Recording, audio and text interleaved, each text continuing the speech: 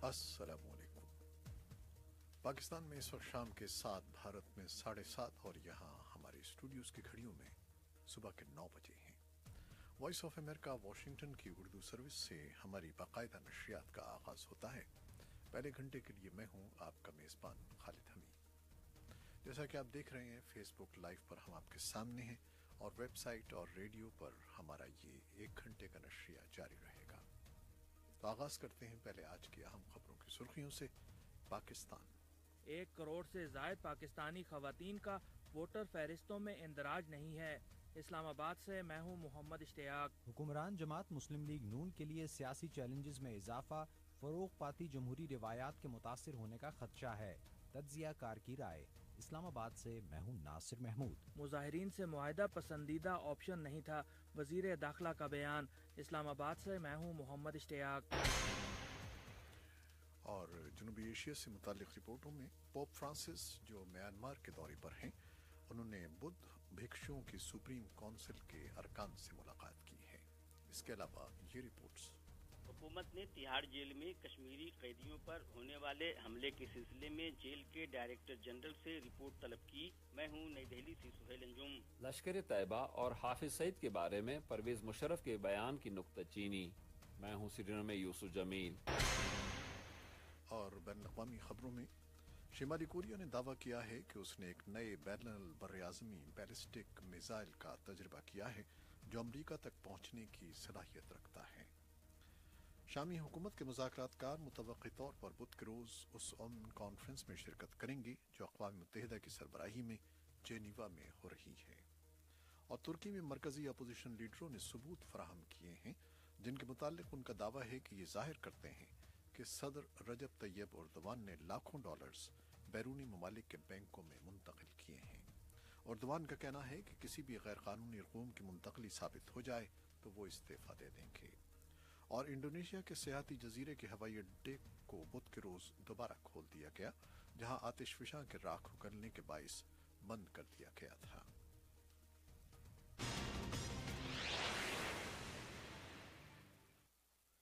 खबरें अब तफसील के साथ।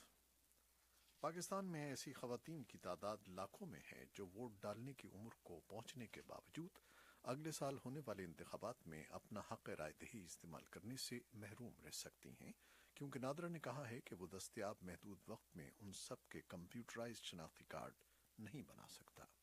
इस्लामाबाद से इसकी तफसील देंगे मोहम्मद इश्तियाक। पाकिस्तान में लगभग 1 करोड़ 20 लाख खवातीन ऐसी हैं जिनके पास कंप्यूटराइज्ड कौमी शनाख्ती कार्ड नहीं है, और इस खदशे का इजहार किया जा रहा है कि वो आइंदा इंतखाबात में अपने वोट का हक इस्तेमाल नहीं कर सकेंगी। इतलात के मुताबिक कवायफ का इंदराज करने वाले कौमी इदारे नादरा का कहना है कि मौजूदा वसाइल में इंतखाबात से कबल इन तमाम खवातीन के शनाख्ती कार्ड बनाना मुमकिन नहीं, क्योंकि ये वक्त तलब काम है और कभी कभार एक शनाख्ती कार्ड के लिए जरूरी मालूमात को यकजा करने में 45 मिनट तक का वक्त लग जाता है। तहम इलेक्शन कमीशन ऑफ पाकिस्तान ने मुल्क के चारों सूबों के 79 अजला में खवातीन की इंतखाबी अमल में शमूलियत और उनका नाम इंतखाबी फहरिस्तों में शामिल करने के लिए एक मुहिम शुरू करने का फैसला किया है। ये मुहिम आइंदा पीर से शुरू की जाएगी। इलेक्शन कमीशन ऑफ पाकिस्तान के तर्जुमान हारून शनवारी ने वॉइस ऑफ अमेरिका से गुफ्तगू में कहा, सिविल सोसाइटी के साथ बातचीत हुई, हमने सियासी जमातों को भी खत लिखे कि आप अपने हल्के में इस पे काम करें और खवातीन को लाएं कि वो यहाँ पे शनाख्ती कार्ड बनाएं। तो इसके लिए हमने एक प्रोजेक्ट हम शुरू कर रहे हैं। मंडे के दिन उसका इफ्तिताह होगा जो पाकिस्तान के 79 डिस्ट्रिक्ट में होगा, और जिसका सिर्फ मकसद ये है कि ये खवातीन के लिए है और ये जो है उनकी CNIC एंड वोटर रजिस्ट्रेशन में, कि 2 काम इसमें होंगे। मुल्क में शफाफ इंतखाबात के लिए काम करने वाले एक गैर सरकारी इदारे free and fair election network से वाबस्ता ज़हीर खटक कहते हैं, इस हवाले से हम सब की जिम्मेदारी और ये मिशन लेके हम गए हैं मुख्तलिफ स्टेक होल्डर के पास। हम पॉलिटिकल पार्टी से मिले हैं, बल्कि आजकल भी मुख्तलिफ पॉलिटिकल पार्टी से मिल रहे हैं, और हम उनको कह रहे हैं, हम उनको रियलाइज कर रहे हैं कि ये एक इशू है कि तकरीबन 1 करोड़ और 27 लाख खवातीन जो है वो वोटर लिस्ट पर मौजूद नहीं है। हम मुख्तलिफ स्टेक होल्डर, चाहे वो नादरा है, चाहे वो इलेक्शन कमीशन ऑफ पाकिस्तान है, उनसे भी मिल रहे हैं और उनको कह रहे हैं कि आप ज्यादा से ज्यादा लोगों को रजिस्टर्ड करें। ہم ان کے ساتھ یہ بھی کوآرڈینیشن کر رہے ہیں کہ وہ اپنے موبائل وین جو ہے وہ زیادہ سے زیادہ رورل ایریا میں بھجوائے، فار فلنگ ایریا میں بھجوائیں، تاکہ زیادہ سے زیادہ خواتین جو ہے وہ رجسٹرڈ ہو سکے۔ مبصرین کا کہنا ہے کہ خواتین حصول کے عمل کو سہل بنانا چاہیے۔ محمد اشتیاق، وائس آف امریکہ، اسلام آباد۔ انتخابی حلف نامے میں مبینہ تبدیلی پر اٹھنے والے تنازع کے بعد حکمراں جماعت مسلم لیگ نون کو مشکلات کا سامنا کرنا پڑ رہا ہے، کیونکہ پارٹی سے تعلق رکھنے والے قومی اور صوبائی اسمبلی کے کچھ ارکان نے اپنے استعفے ایک مذہبی جماعت تحریک لبیک یا رسول اللہ پاکستان کی طرف جھکاؤ رکھنے والے ایک دینی رہنما کے پاس جمع کروا دیے ہیں۔ اسلام آباد سے رپورٹ دی ہے ناصر محمود نے۔ اپنی آئینی مدت کے آخری سال میں حکمران جماعت مسلم لیگ نون کو پے در پے مختلف سیاسی چیلنجز کا سامنا ہے، جن میں آئے روز اضافہ ہوتا دکھائی دیتا ہے، لیکن حکمران جماعت کے سینئر اراکین حکومت پر ہونے والی تنقید کو ایک سازش قرار دے کر مسترد کرتے ہیں۔ رواں سال جولائی میں سپریم کورٹ کے فیصلے کے نتیجے میں نواز شریف کی وزارت عظمیٰ کے منصب سے علیحدگی کے بعد سے وقتاً فوقتاً حکمران جماعت میں دھڑے بندیوں کی خبریں سامنے آتی رہی ہیں، لیکن اعلیٰ قیادت انہیں افواہیں قرار دیتی آئی ہے۔ انتخابی اصلاحات کے نئے قانون میں ختم نبوت سے متعلق شقوں میں حکومت کے بقول 7 الفاظ کی تبدیلی کو درست کیا جا چکا ہے، لیکن اس معاملے پر مذہبی حلقوں خصوصاً لبیک یا رسول اللہ اور سنی تحریک حکومت کے پر باندھتی نظر آتی ہے۔ رواں ہفتے ہی ان مذہبی جماعتوں نے فیض آباد میں 3 ہفتوں پر محیط اپنے دھرنے کو فوج کی ثالثی میں وفاقی وزیر قانون زاہد حامد کے استعفے کے بعد ختم کیا تھا۔ اسی دوران ایسی خبریں سامنے آئی ہیں کہ مسلم لیگ نون کے 1 درجن سے زائد مرکزی اور صوبائی ارکان اسمبلی نے اپنے استعفے پنجاب کی ایک بااثر روحانی شخصیت پیر حمید الدین سیالوی کو جمع کروائے ہیں، اور اس کی وجہ ختم نبوت کے معاملے پر ہونے والی قانون سازی میں غلطی کو قرار دیا جا رہا ہے۔ حکومتی اراکین ان اطلاعات کو مسترد کرتے ہیں۔ سینئر تجزیہ کار اور پشاور یونیورسٹی کے شعبہ پولیٹیکل سائنس کے سربراہ ڈاکٹر AZ ہلالی موجودہ صورتحال میں حکومت کو درپیش چیلنجز اور سیاسی ماحول میں پائی جانے والی کشیدگی کو جمہوریت اور ریاست کے لیے تشویشناک خیال کرتے ہیں۔ 2008 اور 2013 کے الیکشن کے بعد جو سچویشن بنی تھی اس میں بڑی افہام و تفہیم تھی، سیاسی بالغ نظری نظر آ رہی تھی۔ دوسری طرف جو حکمران جماعت مسلم لیگ ان کی طرف سے بھی کوئی ادراک نظر نہیں آ رہا، جس انداز سے ان کو ہینڈل کرنا چاہیے تھا چیزوں کو، وہ شعور نظر نہیں آ رہا۔ تو ابھی بھی وقت ہے کہ جمہوری قوتیں، سیاسی قوتیں تھوڑی سی دانشمندی سے چلیں اور ایک نقطہ اختیار کریں۔ ایک دفعہ اگر جمہوریت کو صدمہ پہنچا تو واپس آنا بڑا مشکل ہوگا۔ ادھر سنی اتحاد کونسل نامی تنظیم کے چیئرمین صاحبزادہ حامد رضا کی طرف سے یہ بیان سامنے آیا ہے کہ ختم نبوت سے متعلق الفاظ کو تبدیل کرنے کے معاملے پر اہل سنت مکتبہ فکر کے علماء یہ فتویٰ لانے پر غور کر رہے ہیں کہ مسلم لیگ نون کو ووٹ ڈالنے کو حرام قرار دیا جائے۔ اس بارے میں مسلم لیگ نون کا رد عمل جاننے کے لیے کی جانے والی کوششیں اس خبر کے جاری ہونے تک بار آور ثابت نہیں ہو سکی تھیں۔ ناصر محمود، وائس آف امریکہ، اسلام آباد۔ بھارتی کنٹرول کے کشمیر کے سابق وزیر اعلیٰ فاروق عبداللہ نے پاکستان کے سابق فوجی حکمراں پرویز مشرف کے ایک حالیہ بیان پر نکتہ چینی کرتے ہوئے کہا ہے کہ وہ اپنے ملک کی سیاست میں قدم جمانے کے لیے کچھ بھی کر سکتے ہیں۔ پرویز مشرف نے کہا تھا کہ وہ حافظ سعید کو پسند کرتے ہیں اور ان کی جماعت لشکر طیبہ کے بہت بڑے حامی ہیں۔ مزید تفصیلات سری نگر سے یوسف جمیل کی رپورٹ میں۔ نئی دہلی کے زیر انتظام کشمیر کی سب سے بڑی بھارت نواز اپوزیشن پارٹی نیشنل کانفرنس کی قیادت نے پاکستان کے سابق صدر جنرل ریٹائرڈ پرویز مشرف کے اس بیان پر ان کی نکتہ چینی کی ہے کہ وہ جماعت الدعوہ کے امیر حافظ سعید کے ایک بہت بڑے حامی ہیں، اور انہوں نے بھارتی کشمیر میں لشکر طیبہ کی سرگرمیوں کی ہمیشہ تائید کی ہے۔ جنرل ریٹائرڈ مشرف نے یہ مبینہ بیان ایک پاکستانی ٹیلی ویژن چینل ARY نیوز کو دیا ہے۔ بھارتی ذرائع ابلاغ نے بدھ کے روز پاکستان کے سابق صدر کے اس بیان کو نمایاں انداز میں کوریج دی۔ اپنے انٹرویو میں مشرف نے الزام لگایا تھا کہ بھارت نے امریکہ کے ساتھ ساز باز کر کے لشکر طیبہ کو دہشت گرد تنظیم قرار دینے میں کامیابی حاصل کر لی۔ ان کے اس بیان کے رد عمل میں نیشنل کانفرنس کے کارگزار صدر اور سابق وزیر اعلیٰ عمر عبداللہ نے سماجی ویب سائٹ ٹویٹر.com پر لکھا، شاید اب ہمارے ہاں یعنی بھارت کی کچھ نیوز چینلز اور اینکر اس شخص کا انٹرویو کرنے کی دوڑ میں ایک دوسرے سے سبقت لے جانے سے باز رہیں گے۔ صاف طور پر جنرل مشرف پاکستان میں قدم جمانے کے لیے کچھ بھی کہہ سکتے ہیں۔ عمر عبداللہ کے والد فاروق عبداللہ نے، جو نیشنل کانفرنس کے صدر ہیں، مشرف کے بیان پر شدید رد عمل ظاہر کرتے ہوئے اسے ایک المناک لمحہ قرار دے دیا۔ ان کے اپنے الفاظ میں، مجھے اس بات پر بے حد دکھ ہے کہ ایک ایسے رتبے کا شخص جو پاکستان کا صدر اور ملک کی فوج کا سربراہ رہ چکا ہے، اس طرح کسی ایسی سرگرمی اور اس میں ملوث شخص کی تعریف کرے گا جس کے مضمرات سب پر واضح ہیں۔ یہ ایک رنج دہ لمحہ ہے۔ فاروق عبداللہ نے سری نگر میں نامہ نگاروں سے بات کرتے ہوئے یہ بھی کہا، کوئی بھی دہشت گرد تنظیم نہ صرف اس ملک کو تباہ کرنے والی ہے جہاں وہ سرگرم ہے، بلکہ ہر ایک ایسے ملک کو جہاں دہشت گردی کو فروغ دیا جا رہا ہو۔ انہوں نے بھارت کے وزیر اعظم نریندر مودی پر زور دیا کہ وہ ایسے اقدامات اٹھائیں جو پاکستان کے ساتھ دو طرفہ مذاکرات کی بحالی کے لیے راہ ہموار کر سکیں تاکہ دہشت گردی کا مل جل کر کلا کما کیا جا سکے۔ یوسف جمیل، وائس آف امریکہ، سری نگر۔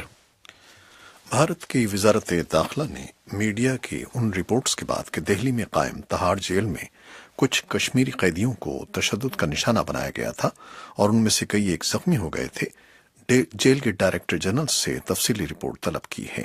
نئی دہلی سے سہیل انجم کی رپورٹ۔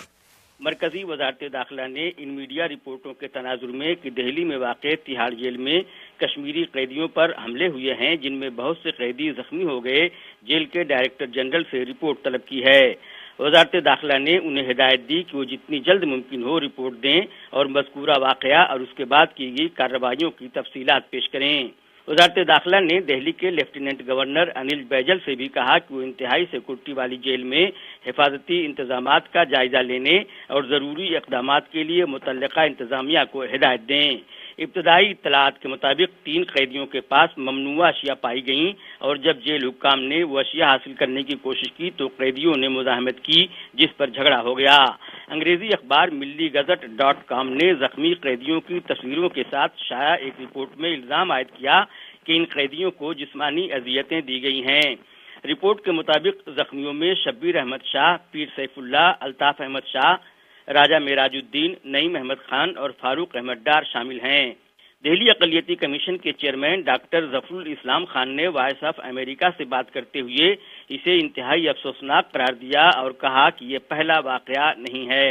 سابرمتی ہم جیل جو احمد آباد میں اس میں اس سے بڑھ کر حملہ ہوا ہے اور آرسر روڈ جیل جو بمبئی میں اس میں بھی اس سے بڑھ کے حملہ ہوا ہے۔ تو یہ جو ہے اس میں پولیس، آئی بی ان سب کی ملی بھگت رہتی ہے۔ کسی کو اگر وہ سبق وہ سکھانا چاہتے ہیں تو وہ یہی سب حرکتیں کرتے ہیں۔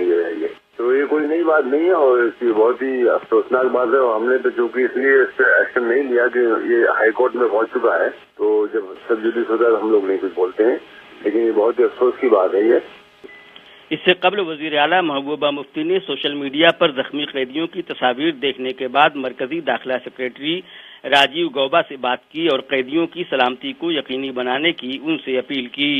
ادھر علیحدگی پسند کشمیری رہنماؤں نے قیدیوں کی مبینہ حالت اعتزار پر اظہار تشویش کیا اور الزام عائد کیا کہ قیدیوں کے ساتھ تہاڑ اور دوسری جیلوں میں جو ناروا سلوک کیا جا رہا ہے وہ جیل قوانین کی مکمل خلاف ورزی ہے۔ یہ معاملہ دہلی ہائی کورٹ میں پہنچ گیا ہے اور عدالت نے 27 نومبر کو اس معاملے پر سماعت کرتے ہوئے واقعہ کی جانچ کا حکم دے دیا ہے۔ عدالت نے حملوں کو انتہائی پریشان کن اور مکمل طور پر غیر منصفانہ قرار دیا۔ کارگزار چیف جسٹس گیتا متل اور جسٹس ہری شنکر کے بینچ نے ایک ٹرائل کورٹ کے ضلع جج کی سربراہی میں ایک 3 رکنی تحقیقاتی کمیٹی بھی تشکیل دی ہے۔ سہیل انجم، وائس آف امریکہ، نئی دہلی۔ داعش نے جب شام کے اندر جگہ بنائی تو ایران نے اپنے اثر و رسوخ سے افغانستان جیسے پڑوسی ملکوں سے شیعہ رضاکار جنگجو حاصل کیے اور انہیں شام بھجوایا۔ اب ایسے میں جب شام کے اندر جنگ سست پڑ رہی ہے لیکن دوسری جانب ایران اور سعودی عرب کے درمیان کشیدگی میں اضافہ ہو رہا ہے، افغان عہدیدار اس تشویش کا اظہار کر رہے ہیں کہ ان کا ملک 2 علاقائی حریفوں کے درمیان جنگ کا ایک مقام بن سکتا ہے۔ وائس آف امریکہ کے لیے عائشہ تنظیم کی ایک رپورٹ کے ساتھ اسد حسن۔ قمر بی بی کے 2 پوتے افغان فوج کے لیے کام کرتے رہے ہیں، لیکن جب شام کے اندر داعش نے جگہ بنائی اور اہل تشیع کے مقدس مقامات کو تباہ کرنا شروع کیا تو وہ گھر والوں کی مخالفت کے باوجود سنی عسکریت پسند گروپ کے خلاف لڑنے کے لیے شام پہنچ گئے۔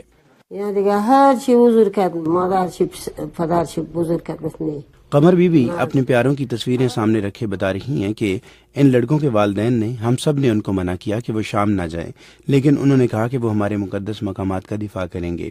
وہ خفیہ طور پر چلے گئے، پہلے ایران گئے اور وہاں سے شام پہنچ گئے۔ یہ 2 افغان شیعہ نوجوان شام میں 2 سال تک لڑتے رہے، جب تک کہ کچھ مہینے قبل مارے نہیں گئے۔ ان کی نماز جنازہ ایران کے شہر مشہد میں ادا کی گئی۔ قمر بی بی کے مطابق بہشت رضا سے موسوم قبرستان شام میں مرنے والوں کی قبروں سے بھر چکا ہے۔ ایران کی حکومت نے جنازے کے اخراجات برداشت کیے اور لڑکوں کے والد کو کربلا بھجوایا تاکہ وہ مقدس مقامات پر حاضری دے سکیں۔ قمر بی بی کو نہیں معلوم کہ ان کے خاندان کو اس کے علاوہ کسی طرح کی مدد ایران نے فراہم کی ہو، لیکن وہ اب بھی ایران میں مقیم ہیں۔ ایران نے اپنا اثر و رسوخ افغانستان کے اندر شیعہ کمیونٹی پر استعمال کیا ہے اور اس طرح کے ہزاروں رضاکاروں کو نیو یارک ٹائمز کی رپورٹ کے مطابق تربیت دے کر شام بھجوایا ہے۔ ایک بااثر مقامی سیاستدان اسماعیل خان اس بات سے اتفاق کرتے ہیں۔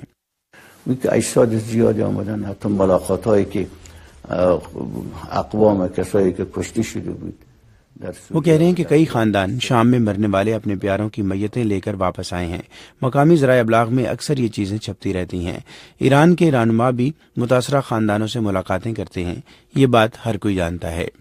اب جبکہ شام کے اندر جنگ سمٹتی نظر آ رہی ہے اور ایران اور سعودی عرب کے درمیان کشیدگی بڑھ رہی ہے، افغان عہدیدار اس تشویش کا اظہار کر رہی ہیں کہ ان کا ملک تہران اور ریاض کے درمیان پراکسی وار یعنی دوسروں کی جنگ کا میدان بن سکتا ہے۔ Asad Hasan, voice of America, Washington.